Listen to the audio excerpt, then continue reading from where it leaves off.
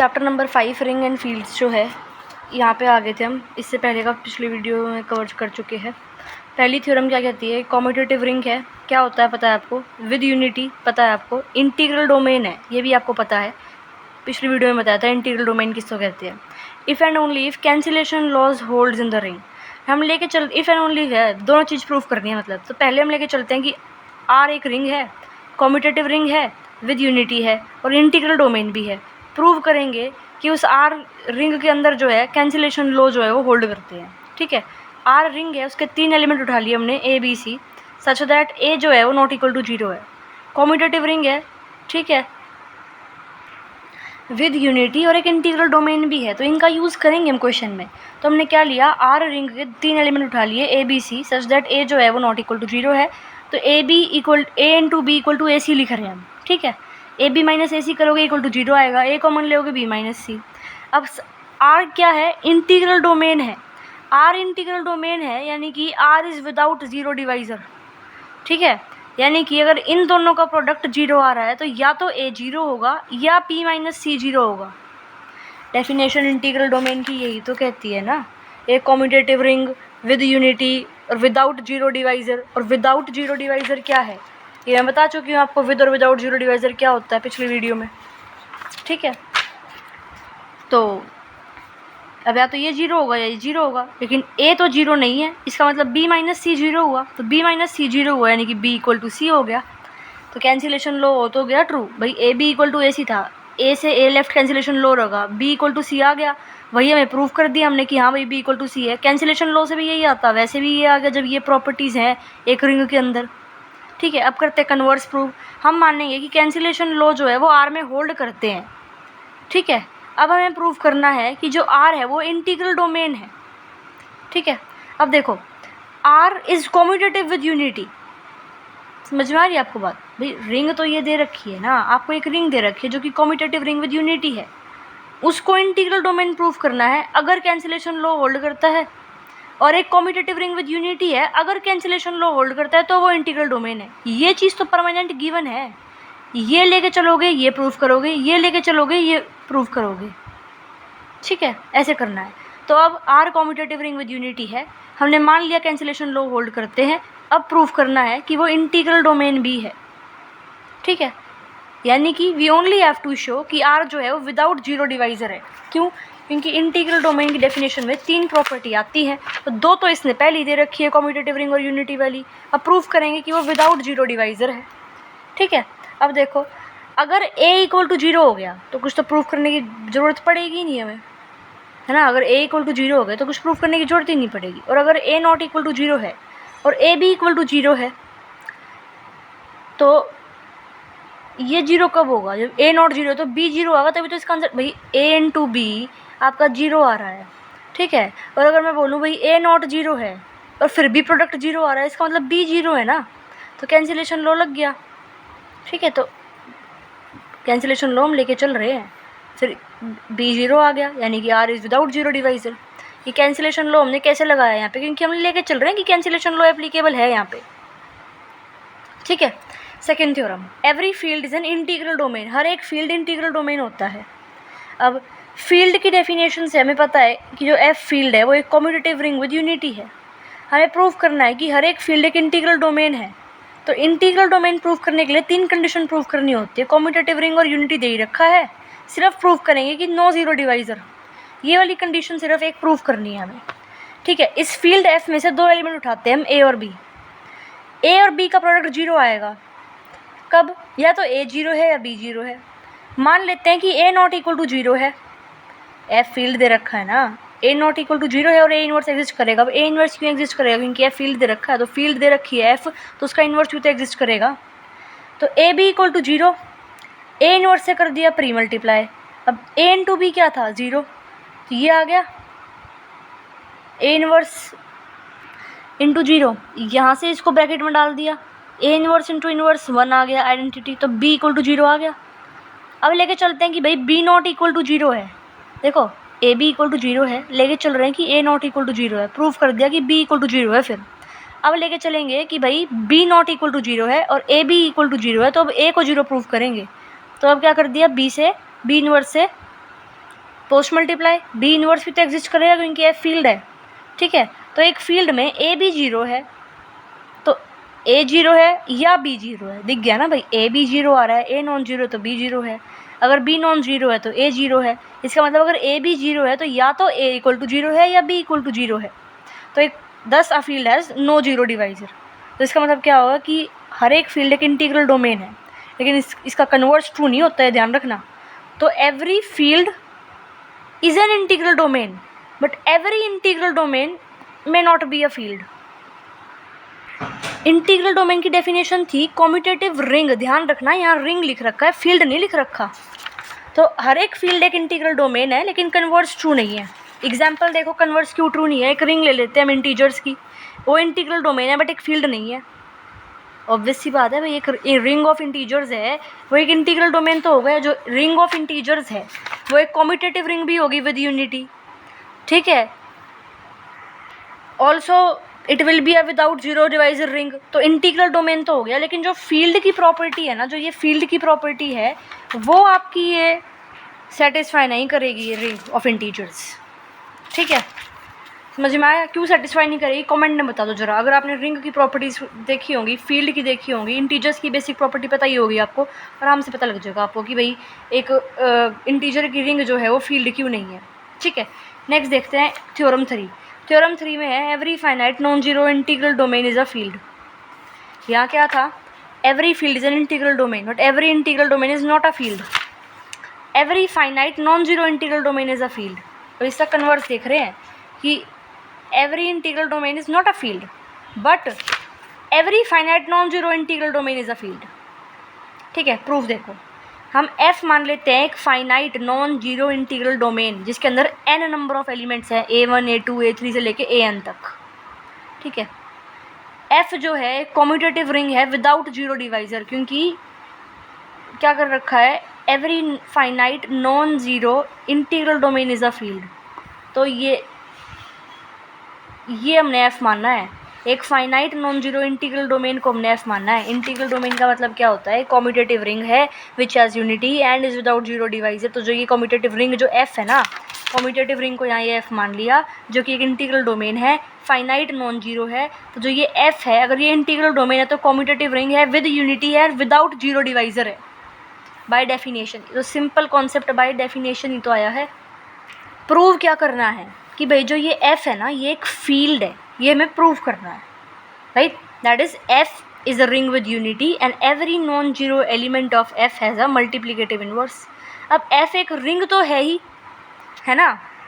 तो मैंने आपको बता रखा है कि रिंग शो करने के लिए आपको बेसिकली देखो, फर्स्ट सबसे पहले बताया था कि रिंग प्रूव करनी है तो ये प्रॉपर्टीज़ जो हैं आपकी, ये 8 प्रॉपर्टीज़ आपको दिखानी है। अगर कोई आपका अलजेब्रिक स्ट्रक्चर इन 8 प्रॉपर्टी को सेटिस्फाई कर देता है तो क्या है, वो रिंग है, ठीक है। तो एक कोई भी अलजेब्रिक स्ट्रक्चर है वो उसको रिंग हम तब बोलेंगे जब वो एडिशन के रिस्पेक्ट में एबिलियन ग्रुप है, और 6th 7th 8th प्रॉपर्टी जो है, 6th with respect to multiplication, ये भी मल्टीप्लिकेशन एसोसिएटिव, और multiplication is distributive with respect to addition. इन 8 की 8 प्रॉपर्टी को अगर कोई अलजेब्रिक स्ट्रक्चर सेटिस्फाई करता है तो एक रिंग है वो, ठीक है।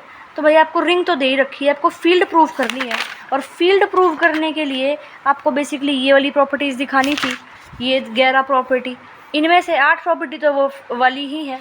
तो जो एक्स्ट्रा प्रॉपर्टी बची फील्ड दिखाने के लिए, जो कि f is a ring with unity and every non zero element of f has a multiplicative inverse. तो जो 2 एक्स्ट्रा प्रॉपर्टी बची, क्योंकि रिंग तो है ही ना, फील्ड दिखाने के लिए ये सारी प्रॉपर्टीज़ दिखानी होती है। इनमें से कुछ प्रॉपर्टी जब आपने रिंग प्रूव करी थी, जो कि दे ही रखा है, खैर वो प्रॉपर्टीज़ प्रूव्ड ऑलरेडी है क्योंकि रिंग दे रखी है। तो ये 2 प्रॉपर्टी अगर प्रूव कर दी तो जो f है वो एक फील्ड हो गई, ख़त्म बात, ठीक है। अब हमने क्या लिया, जो ये एलिमेंट्स हैं इसके f के, उसमें से कोई एलिमेंट उठा लिया हमने a, ठीक है। Consider any non zero element a belonging to f। तो इस f में से कोई एक नॉन जीरो एलिमेंट उठाया है a, ठीक है, और ये एलिमेंट हमने इसमें से उठाया है, और इस एलिमेंट को हम इसी के हर एक एलिमेंट से मल्टीप्लाई कर रहे हैं, तो वो भी तो f में होंगे क्योंकि f क्या है, एक रिंग है। कौन सी प्रॉपर्टी लगी है ज़रा कमेंट में बता दो, ठीक है। अब हम क्या मानते हैं कि मान लो इनमें से कोई 2 एलिमेंट बराबर हैं, मान लिया ai और aaj, जहाँ पे i और j बराबर नहीं है। हम मान लेते हैं कि भाई 2 एलिमेंट की वैल्यू सेम है जहाँ पे आई और जे बराबर नहीं है। मतलब फॉर एग्जांपल इसका मतलब क्या हुआ कि AA1 इक्वल टू AA2, आई और जे बराबर नहीं है लेकिन फिर भी इन दोनों की वैल्यू सेम है, ये हमने मान लिया। इसको यहाँ ले गए माइनस में, ए कॉमन ले लिया, ये आ गया। अब ये इक्वल टू 0 है, इसका मतलब या तो ए 0 है या ये चीज़ 0 है। अब दे क्या रखा है आपको कि भाई जो f है वो एक इंटीग्रल डोमेन है, यानी कि f is without zero divisor, f is without zero divisor. और f अगर विदाउट जीरो डिवाइज़र है इसका मतलब a तो 0 नहीं हो सकता, तो ये चीज़ 0 होगी और ये चीज़ 0 होगी, इसका मतलब ये दोनों बराबर हो गए। और ai इक्वल टू aj अगर बराबर है तो इसका मतलब i इक्वल टू जे होगा। भाई अगर मैं बोलूँ AA1 is equal to AA1 ही तो होगा, तो ये तो सेम होगा ना। AA1 AA2 के बराबर कैसे हो जाएगा? तो अगर दो एलिमेंट AI जे बराबर है, इसका मतलब आई और जे बराबर आ गए, विच इज़ नॉट ट्रू, क्योंकि हम लेके चल रहे हैं कि आई और जे बराबर नहीं है। तो इसका मतलब ये चीज़ जो है बराबर नहीं है जब आई और जे बराबर नहीं है। इसका मतलब क्या हुआ कि जो सारे एलिमेंट है डिस्टिंक्ट एलिमेंट हुए ये, राइट। ये सारे के सारे एलिमेंट कैसे हुए? डिस्टिंक्ट हुए। समझ में आ रहा है ना? हमने क्या माना? Finite non zero integral domain लेके चल लिए एफ, ठीक है। अब इंटीग्रल डोमेन है तो एक कम्यूटेटिव रिंग है with zero divisor with unity by definition. Proof करना है फील्ड है तो रिंग पहले ही वो है। रिंग प्रूफ करने के लिए 8 प्रॉपर्टी दिखानी होती है, फील्ड प्रूफ करने के लिए 11 प्रॉपर्टी दिखानी होती है। तो कुछ दिखा चुके हो आप, एक यूनिटी वाली बाय डेफिनेशन इंटीग्रल डोमेन की आ गई। दो प्रॉपर्टी बची जो आपने नहीं दिखाई फील्ड शो करने के लिए, तो ये 2 प्रॉपर्टी शो करेंगे। सबसे पहले हमने शो कर दिया कि इसका एक एलिमेंट उठाया, इसी में उसको मल्टीप्लाई कर दिया, तो ये सारे एलिमेंट आ गए एफ के, ठीक है। मान लिया कि ये 2 एलिमेंट कोई बराबर है जब आई और जे नॉट इक्वल टू है, मतलब बराबर नहीं है। हमने दिखा दिया कि भाई ये दोनों जो है बराबर नहीं है जब आई और जे, ये हमने लेके चला था, भाई ये चीज़ लेके चल रहे हैं, दिखा देंगे लेकिन ऐसी चीज़ है नहीं, तो हमने दिखा दिया ये चीज़ है नहीं, ये चीज़ यहाँ सेम, ठीक है। इसका मतलब ये सारे एलिमेंट डिस्टिंक्ट है। तो स्टेप 1 क्या हुआ कि आपको दिखाना है कि एफ़ के अंदर जो एलिमेंट्स हैं ना वो सारे कैसे एलिमेंट्स हैं? वो सारे आपके डिस्टिंक्ट एलिमेंट्स हैं, ठीक है। अब ए एफ में बिलोंग करता है तो ए equal to A I for some I, समझ में आया? एफ़ के अंदर सारे एलिमेंट इस टाइप के हैं, AA1 AA2 AAN, मतलब जनरल फॉर्म अगर लिखे तो ये जनरल फॉर्म है एफ़ के एलिमेंट्स की। और मैंने बोला कि ए एक एलिमेंट है जो इस एफ़ में है, तो उस एलिमेंट की जनरल फॉर्म भी तो यही होगी ना, AA आई, जहाँ पे आई की वैल्यू कुछ भी हो सकती है, जो भी है, ठीक है।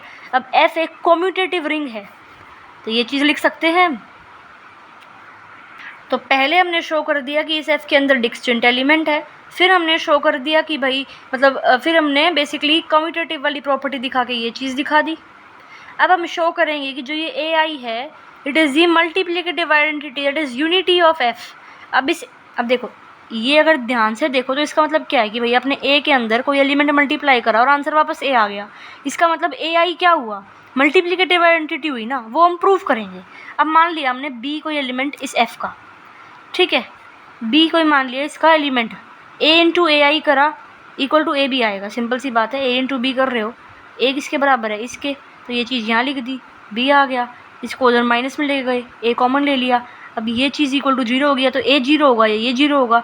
अब ए तो 0 नहीं होगा क्योंकि A F is without zero divisor, इसका मतलब जो ये ब्रैकेट वाली टर्म है ये इक्वल टू 0 होगी, तो ये इक्वल टू 0 होगी तो बी की वैल्यू ये आ गई। अब यहाँ से क्या देखोगे आप कि भाई बी के अंदर कुछ मल्टीप्लाई करा वापस से बी आ गया, यहाँ भी यही आ रहा था, यहाँ तो मैं आ रहा था, यहाँ हमने प्रूव कर दिया कि हाँ भाई ए आई जो है वो मल्टीप्लिकेटिव आइडेंटिटी है एफ़ की, ठीक है। और ए आई क्या है? 1। भाई किसी नंबर में आप कोई नंबर मल्टीप्लाई कर रहे हो, किसी भी नंबर में कोई नंबर मतलब 2 है, उसमें कोई नंबर मल्टीप्लाई कर रहे हो, आंसर 2 आ रहा है, तो क्या मल्टीप्लाई किया होगा? 1 ना। तो बी में कोई नंबर मल्टीप्लाई कर रहे हो, आंसर बी आ रहा है, तो ए आई की वैल्यू क्या होगी? 1 होगी। तो हमने ये प्रूफ कर दिया भाई, ये 2 चीज़ दिखानी थी, तो F is a ring with unity, ये चीज़ प्रूफ हो गई। समझ में आया? पहला पार्ट प्रूव हो गया, पहले दिखा दिया भाई यूनिक इसके अंदर जो एलिमेंट है वो सारे डिस्टिंक्ट है, ठीक है। फिर हमें क्या प्रूफ करना है कि ए आई जो है मल्टीप्लिकेटिव आइडेंटिटी है, यहाँ पे नॉर्मल हम लेके चल लिए और यहाँ पे हमने दिखा दिया, ठीक है। तो ये पहली चीज़ तो हमारी प्रूव हो गई कि एफ जो है वो एक रिंग है विद यूनिटी। अब दिखाना है कि every non zero element of F has a multiplicative inverse, है ना। अब देखो यहाँ ए आई की जगह मैं एलिमेंट ले लेती हूँ ए आर, तो क्या लिखेंगे इसको? ए आई की वैल्यू, अब देखो सिंपल सी बात है, A into A R equal to A R into A, commutative property 1 इसकी है ही यूनिटी फॉर सम आर, ये चीज़ होगी यहाँ से और कॉम्यूटेटिव प्रॉपर्टी से। इसका मतलब क्या हुआ कि जो ए आर है वो मल्टीप्लिकेटिव इन्वर्स है ना भाई, एक नंबर है उसको किसी नंबर से मल्टीप्लाई करा, आंसर वही नंबर आ रहा है, इसका मतलब इसकी वैल्यू क्या है 1। तो यहाँ तक ये चीज़ प्रूफ हो गई। अब एक नंबर है उसको दूसरे नंबर से मल्टीप्लाई करो और आंसर 1 आ रहा है, इसका मतलब ये दोनों उसके इन्वर्स है ना, मल्टीप्लिकेटिव इन्वर्स। 2 को 1/2 से मल्टीप्लाई करोगे तभी तो आंसर 1 आएगा, और 2 का इन्वर्स क्या है 1/2। तो भाई इसको मल्टीप्लाई करके 1 आ रहा है, तो ए आर क्या हो गया, मल्टीप्लिकेटिव इन्वर्स हो गया ना। तो हर एक नॉन जीरो एलिमेंट, और ए क्या था, नॉन जीरो एलिमेंट था। कितनी बार बताया यहाँ पे मैंने कि भाई ए नॉन जीरो एलिमेंट है, क्योंकि एफ विदाउट जीरो डिवाइजर है। तो हर एक नॉन जीरो एलिमेंट जो एफ का है उसका कोई ना कोई मल्टीप्लिकेटिव इन्वर्स होगा। तो एफ एक फील्ड हो गई, दो प्रॉपर्टी दिखानी थी, दोनों दिखाते ही एफ को एक फील्ड हमने प्रूव कर दिया, खत्म क्वेश्चन। एक थ्योरम और करा देती हूँ इस वीडियो में, फिर नेक्स्ट वीडियो से एग्जांपल्स करेंगे। थ्योरम है कि a division ring that is skew field has no zero divisor.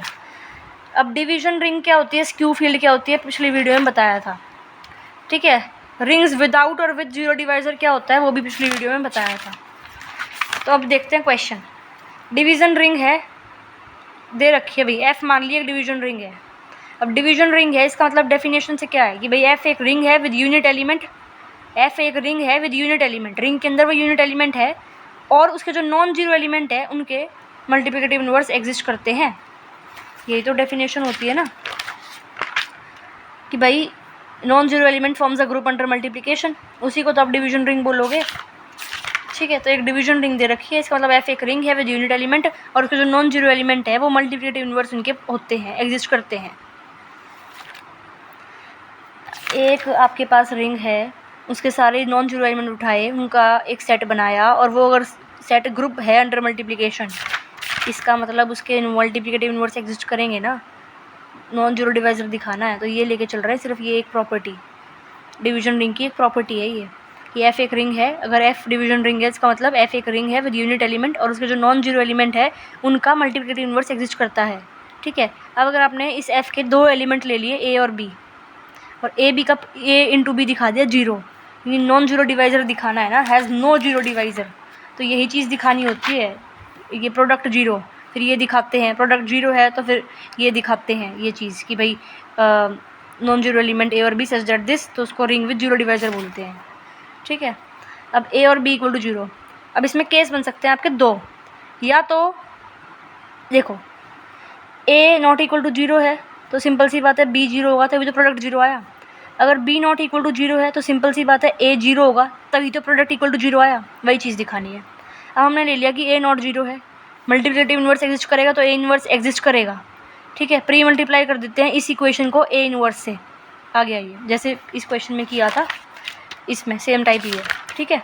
दूसरा ले लेते हैं हम कि भाई b not equal to zero है तो बी इन्वर्स एग्जिस्ट करेगा क्योंकि मल्टीप्लिकेटिव इन्वर्स होंगे उसके, तो इसको क्या कर देते हैं पोस्ट मल्टीप्लाई कर देते हैं बी इन्वर्स से। जब b not equal to zero है तो ए इक्वल टू जीरो आ गया, तो अगर B not equal to zero है तो ए इक्वल टू जीरो है, a not equal to zero है तो बी इक्वल टू जीरो है, तो इसका मतलब ए और बी इक्वल टू जीरो है जब या तो ए जीरो है या बी जीरो है, इधर वाली बात है, इधर और। तो हैंस एक डिवीजन रिंग जो है it has no zero divisor, बहुत सिंपल था ये तो, ठीक है। एग्जाम्पल्स हैं कुछ, कितने हैं, अराउंड 14 एग्जाम्पल्स हैं आई गेस, हाँ इसको करेंगे नेक्स्ट वीडियो में।